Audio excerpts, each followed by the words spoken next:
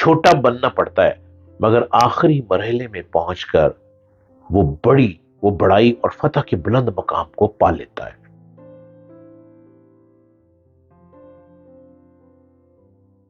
مولانا جلال الدین رومی سے کون واقف نہیں ہے؟ ٹرکی میں جائیں تو جب تک کہ کیونیا نہ جایا جائے، مولانا رومی کے مزار پہ حاضری نہ دی جائے، ٹرکی کی ملاقات کمپلیٹ نہیں ہوتی۔ پرٹیکولرلی جو لوگ اسپرچولیزم پہ بہت بلیو کرتے ہیں اور جو اسپرچولیزم کو ایک بیس بنا کے اپنی اسپرچل تھراپی کرتے ہیں، ان کے لیے ٹرکی جا کر مولانا رومی کے مزار پر حاضری دینا تو بہت ہی امپورٹنٹ گنا جاتا ہے۔ مولانا جلال الدین رومی ایک بہت بڑے صوفی درویش، ایک بہت بڑے شاعر، ایک بہت بڑے مفکر، ایک بہت بڑے اسکالر ہیں۔ مولانا رومی کی تقریباً 26,000 پوئٹریز ہیں، 26,000 شعروں پر مشتمل مثنوی ہے۔ یہ مثنوی صدیوں تک ایک گائیڈ لائن کے طور پہ کام کرتی رہی ہے، اور بڑے بڑے لوگ اس سے فائدے اٹھاتے ہیں، بڑے بڑے لوگ اس سے فائدہ اٹھاتے رہے اور اب تک اٹھا رہے ہیں۔ انہوں نے اپنی مثنوی کے ذریعے روحانی اور اخلاقی سبق دیے۔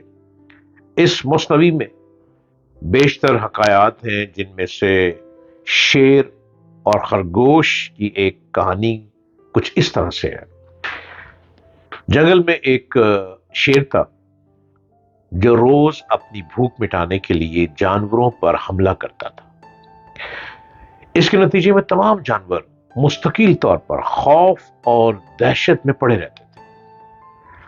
آخر انہوں نے اس کا ایک حل نکالا کہ انہوں نے شیر سے بات کر کے اس کو راضی کیا کہ وہ ان پر حملہ نہ کرے، بلکہ وہ خود اپنی طرف سے ہر روز ایک جانور اس کے پاس بھیج دیا کریں گے۔ اس کی صورت یہ تھی کہ ہر روز قرآن دازی کے ذریعے طے کیا جاتا تھا کہ آج کون سا جانور شیر کو خوراک بنے گا، اس کی شیر کی خوراک کون سا جانور بنے گا۔ جس جانور کے نام وہ پرچی نکلتی، وہ قرآن نکلتا، اس شیر کے پاس بھیج دیا جاتا تھا۔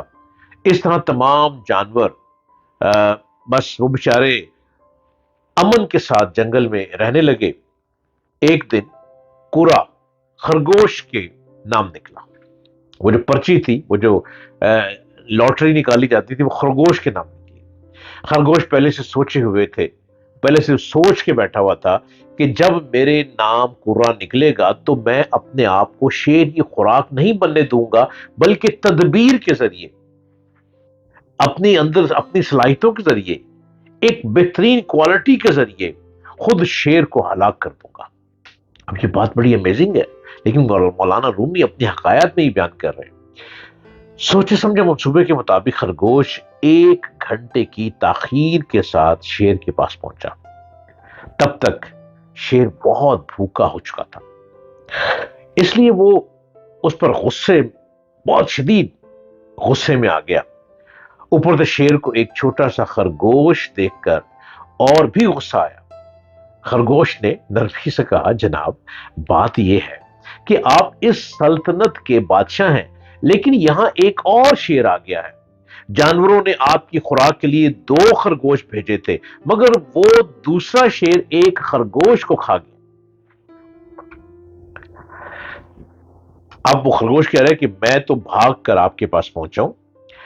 اب شیر کا غصہ دوسرے شیر کی طرف مڑ گیا۔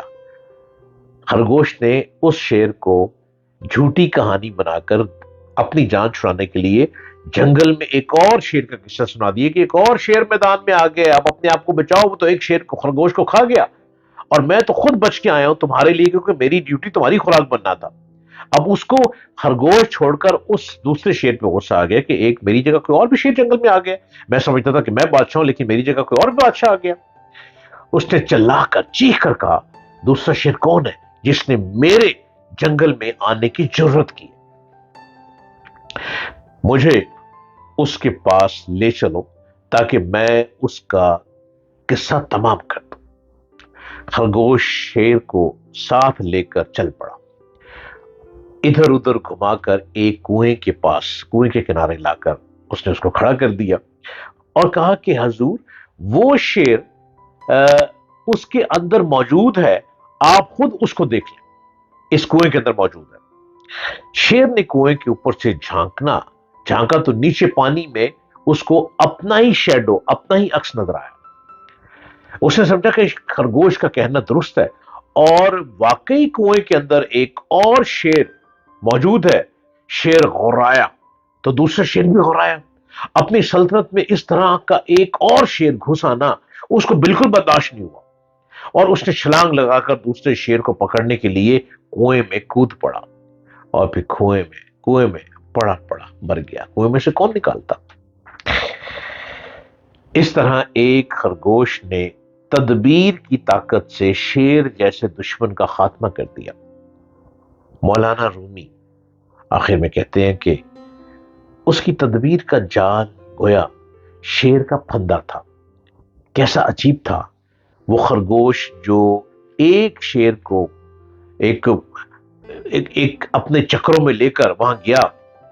इस एक हकानियत की जबान में मौलाना रूमी ने एक रहनुमाई दी है। मौलाना रूमी ने तदबीर की तरफ रहनुमाई की है और उन्होंने मौत के बजाय जिंदगी का तरीका बताया।